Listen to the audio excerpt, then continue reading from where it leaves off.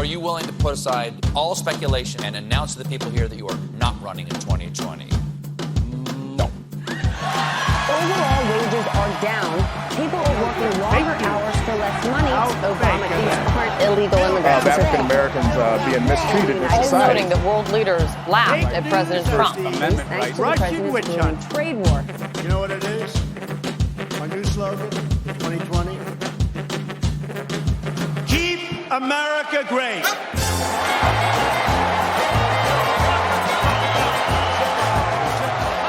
Hello, I'm Drew Sheldrick. Welcome back to another episode of 2020 Vision. The US presidential election campaign has officially kicked off this week, with President Trump launching his bid for a second term at a rally in Florida. We've got the CEO of the United States Study Centre here to talk us through that big event, as well as a preview of the first of the Democratic presidential debates next week. First, let's hear from what the president had to say at his campaign launch on Tuesday.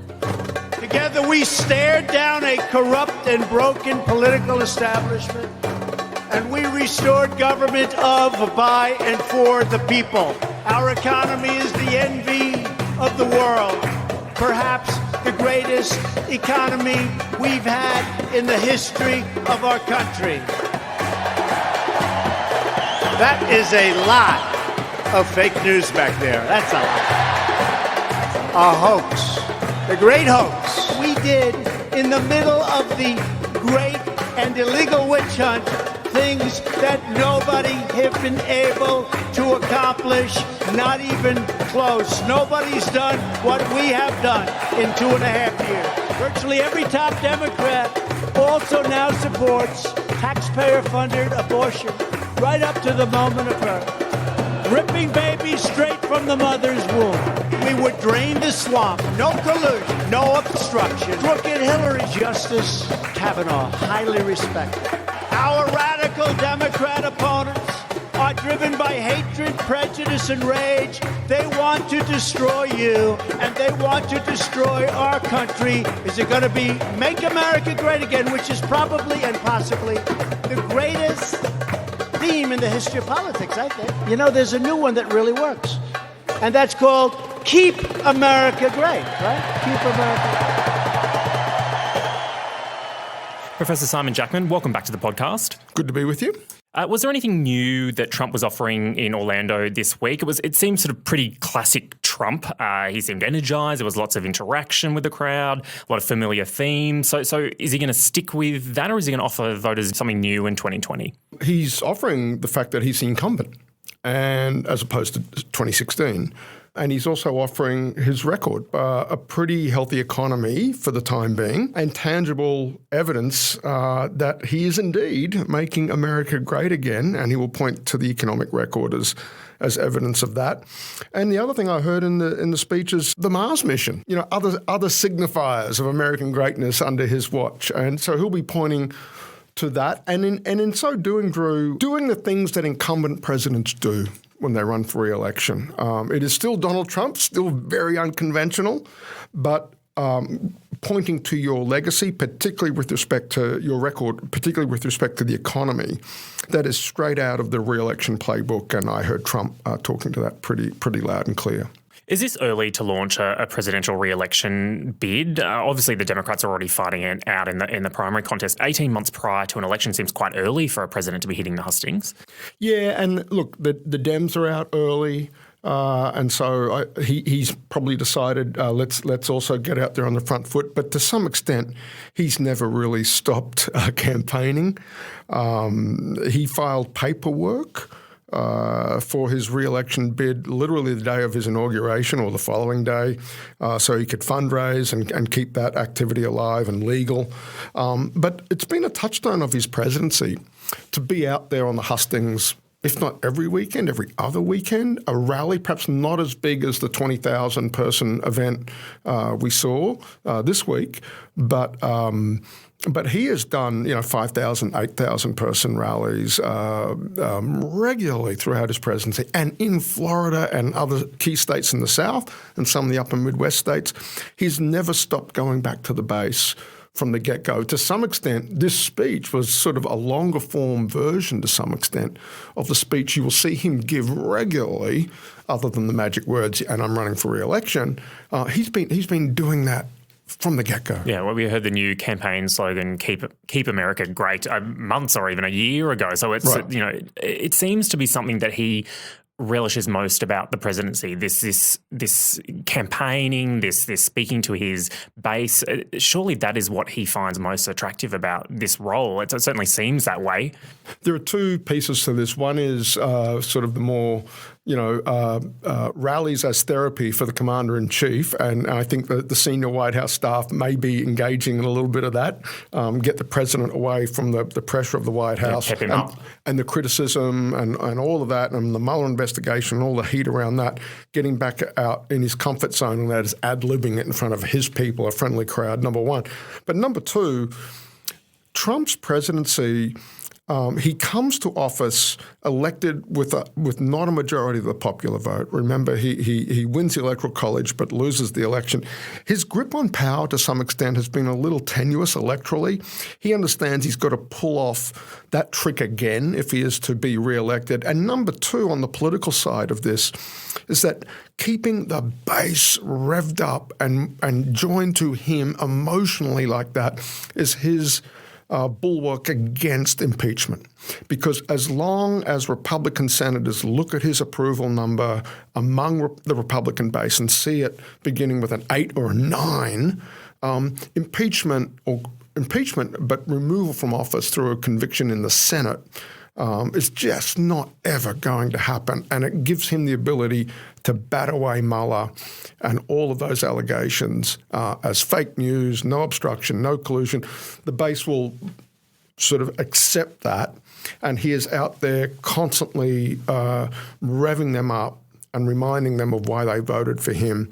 And I think it's served not only that therapeutic purpose, but also a very pragmatic and a very important political purpose for Donald Trump. The first of the presidential debates for the Democrats kick off next week, also in Florida, this time in Miami. There are 20 candidates facing off over 2 nights with about 5 different moderators, I think. That's going to be a circus, isn't it? A primary voter is actually going to get a good picture of any of the candidates with that kind of setup? It's tricky, isn't it? There's round 1 and there's round 2.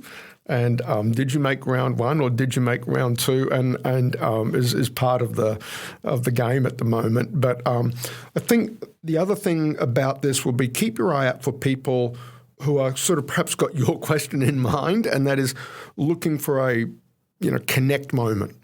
That brief moment when you may only have 15 to 30 seconds, but can you connect? Can you put something out there early to separate yourself from this big pack? And so that's what I'll be looking for with the debates, plural, in Miami next week. But it's very early still. There will be opportunities. And just cast your mind back to the primaries that we've seen in the last couple of presidential cycles where you have these little boomlets. And we've already seen them this time around. Beto O'Rourke, he's on the cover of Vanity Fair, and then 6 weeks later, everybody goes, oh, now we're on to someone else. And expect that kind of dynamic. There'll be the candidate of the week, sort of, or the fortnight. And so watch that and how it interacts with the debate schedule. But right now, this is far from settled. I'm very keen to see what messages various candidates will come up to try and distinguish themselves from the pack. So the answer to your question is actually I do think the attentive American primary voter will get to see a fair amount of these candidates and will be in a position to make, I think, an intelligent choice about the messages that they're hearing and who to cast their lot in with. Certainly that seems to be the case perhaps with the first debate. Just looking at the lineup, I think Elizabeth Warren is the only one in the first debate that is the front runner, or would you say who is a front runner in the race? There's a lot of unknowns in there, whereas with the second debate you've got Buttigieg, you've got Biden, you've got Bernie Sanders. So, I mean, that's going to be hellish with all those front runners in the second. That's right. And some people say it actually maybe gives Elizabeth Warren a little bit of advantage, that she's got a bit more clear air, as it were. But the second one will be really interesting. People will be looking to take the shine off Joe Biden. He's a long way ahead in the polls. A lot of that is name recognition. And that's the point. This is this opportunity now to fill in the blank. Oh, yeah, I recognize the name. He was Obama's vice president. But what do you really know about him? And the other candidates will be, this is my opportunity to take him down or to highlight a weakness. And a lot of eyes will be on Biden. It's the front runner's race to lose to some extent. And is Biden got it? The age question will be on a lot. How does he perform in that moment, given that he's been off stage for a couple of years? So far, a lot of the Democratic hopefuls seem to have been hesitant to be overtly critical of a lot of the candidates. Certainly there's been some veiled criticism of some of Biden's previous sort of policy positions. It will get a little more vicious during these debates. You'll see people attacking sort of people personally. Yeah, that's inevitable. I think just given how crowded the field is, inevitably that will probably happen. The only argument against that, I think, Drew, would be if there's one thing they can agree on, it's the importance of defeating Donald Trump and how odious a character Trump is to the Democrats. And I think, there will be a countervailing appeal to let's not lose focus of the main game here sort of argument and trying to put sort of the personal stuff that inevitably could come up, it's just such a crowded field, the idea that they can keep it civil and all focused on message about defeating Trump. That will be what they come back to, perhaps the kiss and make up after they have some runctions on the way through. If I can turn to a completely different issue, overnight, acting US Defence Secretary Patrick Shanahan withdrew from the confirmation process following a report in the Washington Post detailing some quite disturbing allegations about the treatment of his ex-wife. We can get distracted into the sort of day-to-day politics of the US, certainly in the Trump era, but it is remarkable, isn't it, that when you think of how many senior positions have remained unfilled or unconfirmed in the Trump administration, and we're already going into another election. Yeah, no, and it's disappointing about Shanahan in particular. It's a really big job, and particularly here in Australia, the defence portfolio in the United States incredibly important in the bilateral relationship with the United States, and a lot of people here sad to see Jim Mattis depart. So this particular one, but your bigger point is absolutely right, and again a source of great concern for Canberra. And more broadly in Australia, among those of us who are tracking the US and the Australia-US relationship and America's ability to do business around the world, these appointments remaining unfilled is a real drag on the ability of the United States to project presence in the world at a time when that's exactly what allies like Australia are looking for the United States to do. Shanahan in particular was at Shangri-La what was it? It's about 10 days ago. Yeah, the Shangri-La dialogue. Yeah, it gave an incredibly important speech, right? And a speech that was actually, for the most part, I think, pretty well received by the Allies. 7 to 8 out of 10, perhaps. But now he's gone. And people are beginning to wonder, particularly, again, I'll just come back to the defence stack, something, as you know, inside the US Study Centre, something we pay an awful lot of attention to. The authors now, the turnover and the vacancies mean the authors of the National Defence Strategy, an incredibly important document from the perspective of a close ally like Australia, the authors of that document are all gone. And so who is going to implement the Asia policy? Who is going to make sure that the sentiments and the substantive thrust of the NDS, a bigger presence for the United States in this part of the world in particular? Can allies be confident that the grown-up adults in the room are there to see it through? And that's sort of what Jim Mattis did, that sort of reassurance to allies. And so defence in particular, but a similar sentiment would hold certainly inside the United States with respect to the administration. But the thing we're really focused on here from this distance is particularly in portfolios like defence, to some extent in state and ambassadorships and those sorts of external focused appointments. We had Dr. Sean Ratcliffe on the podcast a few weeks ago talking about polling and trust in pollsters. I just wanted to get your thoughts on one of the questions that I asked him, given your extensive background in statistics and public opinion.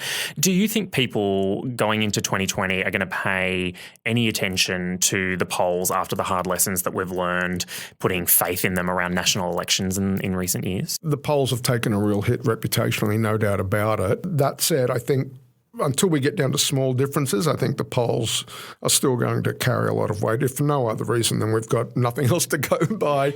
And for instance, all this sort of handicapping among the Democratic field, when you've got Biden by double-digit leads, 30s versus teens for the nearest Democratic candidate, those sorts of differences you can believe and as it were, take to the bank.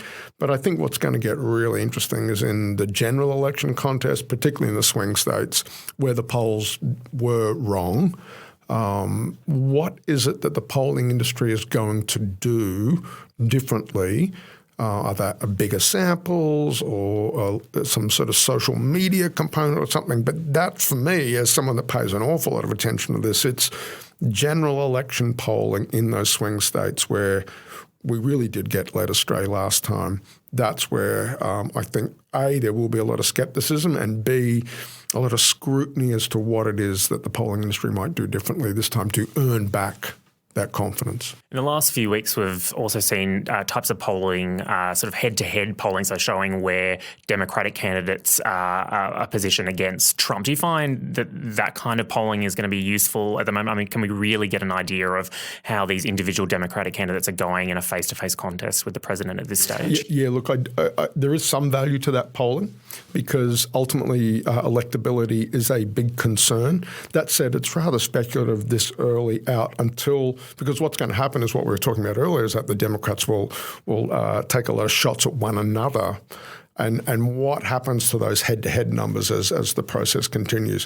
What's interesting about them is you get a sense of the relativities, who is most viable against Trump. But for that reason, they don't do a lot of that polling in the United States early in a president's term. Trump versus an unnamed Democrat. I mean, you can do that, but you've got to start putting another candidate up, and then it starts to get a little meaningful. We are still so far out, though, that that's the sort of polling I'd be paying more attention to.